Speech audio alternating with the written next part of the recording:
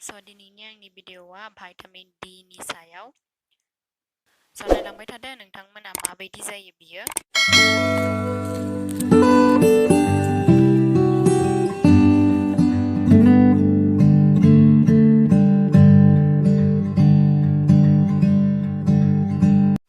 Vitamin D खौ गुबुन मोनसे मुङाव केल्सिफेरल होननानैबो बुंनाय जायो। भाइटामिन D आ fat soluble vitamin. Vitamin D खौ मोननै बाहागो दंबावो भाइटामिन D आ बेनो जाहैबाय भाइटामिन D2 आरो भाइटामिन D3। भाइटामिन D2 खौ आर्ग' केल्सिफेरल होननानैबो बुङो आरो भाइटामिन D3 खौ कल्सिफेरल होननानैबो बुंनाय जायो। भाइटामिन D नि मेन डेफिसियेन्सियानो जाहैबाय रिकेट्स आरो अस्टियोमेलेसिया। रिकेट्सआ बियो जोंनि बना फ्रेक्सन जानायखौ बुङो। बियो रिकेट्सआ गथ'फोरनि केसाव जायो 3 to 18 मान्थ्सनि गेजेराव जायो बियो। आरो अस्टियोमेलेसियाया जोंनि हाराया सानाय माने जोंनि बन पेइन जानायखौ अस्टियोमेलेसिया होननानै बुंनाय जायो।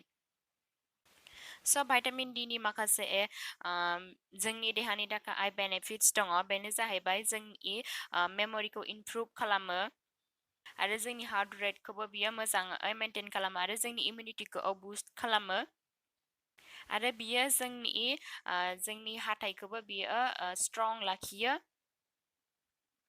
आरो बियो जोंनि टिस्युखौबो मोजाङै हेल्दियाव लाखियो आरो बियो जायनाव सुगार दङ बेखौबो बियो मोजाङै मेनटेन खालामो आरो बियो माखासे हरमनबो जोंनो प्रडिउस खालामो आरो भाइटामिन D आ केलसियामखौ एबजर्ब खालामनानै बियो जोंनि बनखौ स्ट्रंआव लाखियो आरो जोङो भाइटामिन D खौ जोंनि माखासे जानाय लोंनायनिफ्राय आरो सानलाइटनि गेजेरजों जोङो मोननो हायो।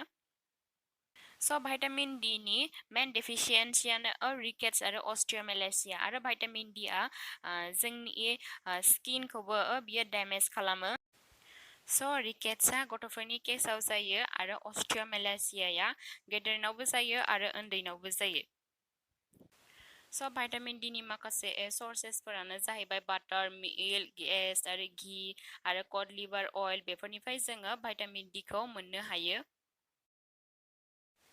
जोंनाव हाथाइ सानाय आरो हारा सानाय बेफोरबायदिया जेब्ला जोंनि बैसोआ एसे बैसोगोरा जालाङो अब्लाथाय बेफोरो जोंनाव जानो हमो। बेनि थाखाय जोङो भाइटामिन D खौ एक्सट्रा लाबाय थानाया मोजां।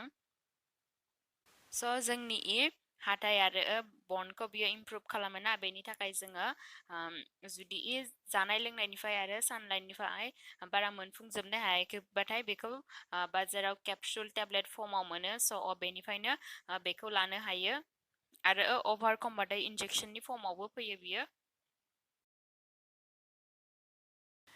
नोंथांमोना आंनि भिडिअखौ नायनानै मोजां मोनदोंबा आंनि भिडिअखौ हाजासे शेयार खालाम आरो चेनेलखौबो साबस्क्राइब खालामनानै होदो। आंनि दिनैनि भिडिअआ एसेनोसै। गोजोन्थों। बाय।